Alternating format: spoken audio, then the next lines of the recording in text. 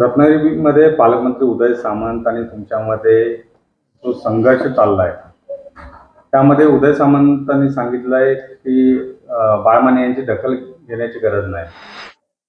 काय याच्यावरती तुमची भूमिका आहे? सर्वांना जय महाराष्ट्र. खरं आहे की पालकमंत्र्यांची अशी काही वक्तव्य मी ऐकली आहेत, म्हणून मी म्हटलं होतं त्यांना सत्तेचा माज आणि पैशाचा गर्व आलेला आहे. खरं तर मी जे काही प्रश्न विचारले होते ते काही वैयक्तिक विचारलेले नव्हते आणि ते सातत्यानं प्रत्येक प्रश्नाला बगल देऊन बाळमानेला मी 4दा पराभूत केला असं म्हणतात.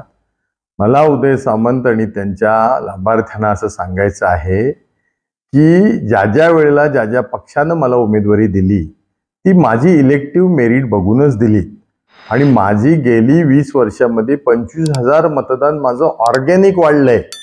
माझं डिपॉझिट गेलंय नाही, मला मतं कमी नाही मिळालीत. तुम्ही राजन साळवींचे आभार मानले पाहिजेत की 2004-2009ला त्यांनी तुम्हाला आशीर्वाद दिला म्हणून निवडून आलेत आणि त्यांना पण तुम्ही परवाच्या निवडणुकीत पराभूत केले, तितके तुम्ही कृतज्ञ आहात.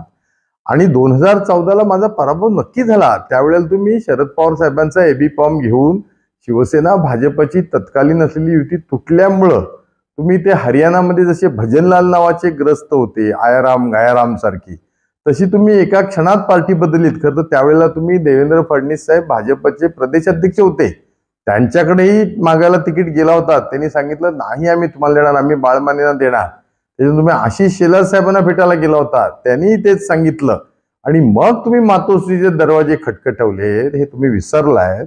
आणि त्यावेळेला सुद्धा माझा पराभव झाला, पण माझ्या पराभवाला कोण जबाबदार? तर तुम्ही विजयाचे शिल्पकार जर आहात असं म्हणता तर माझ्या निवडणुकीच्या प्रचाराला ह्या देशाचे पंतप्रधान जे आजही आहेत, ज्यांचं नेतृत्व तुमचे शिंदे साहेब वारंवार फेऱ्या दिल्लीला मारून मानतात आणि त्यांना पायघड्या घालतात, तेही 2014ला माझ्या बाळमानेच्या प्रचाराला आले होते. मग माझा पराभव तुम्ही असं म्हणणार आहात का की तो नरेंद्र मोदींचा पण पराभव आहे का? त्याच्यानंतर तत्कालीन मुख्यमंत्री देवेंद्र फडणवीस साहेब सुद्धा आले होते. माझा पराभव झाला, मग तुम्ही असं म्हणा ना मी देवेंद्र फडणवीसांचा पण पराभव केला म्हणून. आणि त्यामुळे उदय सामंत इकडे तिकडे विषय भरकटू नका. तुम्ही जरा भानावर या. ह्या जिल्ह्याचे तुम्ही पालक आहात, या राज्याचे उद्योगमंत्री आहात. देवानं नशिबानं तुम्हाला 5 वेळेला आमदार केलंय, तुम्हाला मंत्रीपद दिलंय. तुम्ही 5 वर्ष उद्योगमंत्री आहात, 5 वेळा निवडून आले म्हणता. त्या मिऱ्या बंदर गावातील भारती शिपयार्ड लिमिटेडचा मोठा शिप बिल्डिंगचा कारखाना 9,000 कोटीला देशोधडीला तुम्ही लागला, त्यांना मदत केली नाही. 5,000 कामगार ह्या सगळ्या परिसरातले देशोधडीला लागले. तुम्ही उद्योगमंत्री आहात. आज तिथं योमेन मरीन आलाय, तो 3 वर्ष स्ट्रगल करतोय. त्याला शिप बिल्डिंग मध्ये नव्या नव्या ऑर्डर मिळाल्या पाहिजे, त्याचं 5,000 रोजगार निर्माण केला पाहिजे म्हणून तुम्ही नैतिकतेनं काही प्रयत्न केलेत का? तर तुम्ही तिथलं 300 कोटीचं भंगार विकण्याकरता मदत केली. त्या भारती शिपयार्डचं ते भंगार राखण्याकरता जी सुरक्षा एजन्सी पाहिजे ती तुमच्या बगल बच्च्यांची होती. हाच काय तुमचा उद्योगमंत्र्यांचा काय दिवा लावलात तुम्ही? जेके फाईल्स ही या रत्नागिरीची लाईफलाईन होती. स्वर्गीय आमदार कृष्णोजी अभ्यंकरच्या काळामध्ये 1980 सालात सिंघानिया ग्रुपनी जेके फाईलचा कारखाना सुरू केला. तो बघता बघता रत्नागिरीच्या डोळ्यासमोर उद्ध्वस्त झाला. तुम्ही उद्योगमंत्री होतात साहेब, तुम्ही त्याच्यात तो बंद कसा लवकरात लवकर पडेल ह्याच्याकरता कामगार संघटनेवर दबाव आणला. आज माझा तुम्हाला सवाल आहे, तिथले 3-4 हजार कामगार जे बेरोजगार झाले, तर त्या ठिकाणी औद्योगिक क्षेत्राचा परवाना होता. निवासी, वाणिज्य आणि औद्योगिक असे 3 प्रकार आहेत. तर तो भूखंड तुम्ही कुणाला विकायला परवानगी दिली? तुम्ही आता म्हणाल तो सिंघानियांच्या मालकीचा होता, पण तिथं त्याचं जे पर्पज होतं ते औद्योगिक क्षेत्र होतं. तुम्ही रत्नागिरीकरांना विश्वास द्या की नाही, त्याचं आम्ही चेंज ऑफ पर्पज करणार नाही. औद्योगिक क्षेत्राचं रूपांतर आम्ही निवासी क्षेत्रात करणार नाही, आम्ही वाणिज्य क्षेत्रात करणार नाही आणि त्या ठिकाणी एखादी IT इंडस्ट्री आणू, कारण तुम्ही उद्योगमंत्री आहात. त्याशिवाय त्या डिंगणी जयगडची रेल्वे लाईन करायची होती 45 किलोमीटरची. आपल्याला बंदराचा विकास या देशाचा पंतप्रधान करायचा आहे. तिथं JDRL नावाची कंपनी तयार झाली होती त्या जिंदाल उद्योग समूहाबरोबर. तुम्ही जे ST स्टँडला पैसे खर्च केलेत ना उद्योग विभागाचे, ते maritime board, Jindal, Konkan railway आणि तुमचा उद्योग विभागानं जर डिंगणी ते जयगड रेल्वे जर आणली असती 10 वर्षापूर्वी, तर गुड्स कॅरियर साठी हजारो कोटी रुपयाचं उत्पन्न मिळालं असतं. महामंडळाला MIDCला मिळालं असतं ते तुम्ही केलं नाहीत. निवळी जयगडच्या रस्त्याचं राजकारण कायम केलं, त्याची टेंडर तुम्ही सारखी घेतली दबाव आणून.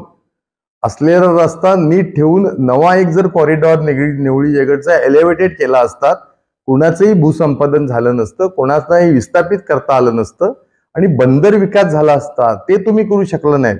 तेव्हा एखादा मनुष्य किती वर्ष जगला त्यापेक्षा तो काय जगला आणि त्यानं समाजासाठी काय केलं हा प्रश्न विचारला जातो. माझा तुम्हाला सवाल आहे, 5 वेळेला निवडून आला प्रत्येक वेळेस सांगताय, ते कशा पद्धतीने निवडून ते रत्नाच्या जनतेला माहिती आहे. आणि तुम्ही 5 वर्षात मग केलंत काय? तर JK फाईल बंद पाडलीत, भारती शिपयार्ड बंद पाडलीत, त्या जिंदाल उद्योग समूहाला सातत्यानं त्रास देताय, तुमच्या बगल बच्चांना कामं मिळाली पाहिजेत, हेच काम करताय. डिंगणी जयगड रस्ता झालाय नाही, शाश्वत पर्यटन म्हणताय, अमुक करताय तमुक करताय, काय त्या हाऊस बोट बांधताय, काय झालं? किती पर्यटक आले? त्या हाऊस बोट मध्ये राई बंदरात जाण्याकरता नीट चांगला रस्ता नाही, येणारा पर्यटक कसा येईल आणि कुठं जाईल? त्यामुळं उगाच काहीतरी तुमच्या बगल बच्चांना च्विंगम चिंगळायला लावा. बाळ माने सिंगमच आहे इथे आणि हे जनतेनं सांगितलंय. तुमच्या एवढ्या सगळ्या शक्तीच्या बलाढ्य सगळ्या जोरावर सुद्धा रत्नागिरीला 72,000 लोकांनी ऑर्गॅनिक मतं दिलीत. तुम्हाला घाम फुटला होता, तुमचे कार्यकर्ते हे मान्य करतायत आणि त्यामुळं उगाच काहीतरी माच करू नका. ही जी कामं आहेत रस्त्यांची, क्रीडांगणाची, सगळी जी गोष्ट आहे हे करा, रत्नाचा शाश्वत विकास करा. तुम्हाला धन्यवाद मी देईन की 4 महापुरुषांची तुम्ही भारतरत्नांची शिल्प लावलीत. तुम्ही भारतीय जनता पार्टीची मतं घेता फक्त आता परवा त्यांच्यामुळे तुम्ही वाचलायत, परंतु या देशाचे कविमनाचे पंतप्रधान अटल बिहारी वाजपेयी स्वर्गीय आहेत, ते भारतरत्न आहेत. त्यांचं शिल्प जर ह्या रत्नाने तुम्ही केलं असतात ना तर कुठंतरी उतराई झाला असतात. आता तुम्ही त्याच्यावर मला सांगाल की कोकणातल्या भारतरत्नांचं ते शिल्प आहे, कारण तुम्ही नव्हेच पेक्षा अभिनयकार आहात आणि त्यामुळे ते सांगू नका. इथे स्वर्गीय कुसुमताई अभ्यंकर त्यांचं तुम्हाला एखादं शिल्प करताना त्या साहित्यिक होत्या, तुम्ही कुठल्या तरी नाट्यक्षेत्रात आहात असं म्हणतात, आता कुठं अध्यक्ष झालायत, त्यांची तुम्हाला आठवण आली नाही. स्वर्गीय अटल बिहारी वाजपेयींची आठवण, तेही भारतरत्नच आहेत आणि त्यामुळं आपण विकासाची कामं करा एवढीच मला विनंती राहील. आणि तुमचे चेले चपाटे लाभार्थी जे आहेत ना त्यांना सांगा, जरा भान ठेवा, रस्त्यावर या, कोणाची कुचेष्टा करू नका. धन्यवाद. अशाच नवनवीन घडामोडी पाहण्यासाठी 24 न्यूज चॅनलला आत्ताच सबस्क्राईब करा, शेअर करा आणि बेल आयकॉनला प्रेस करायला विसरू नका. आणि हो, तुमची प्रतिक्रिया देखील कॉमेंट बॉक्समध्ये नोंदवा.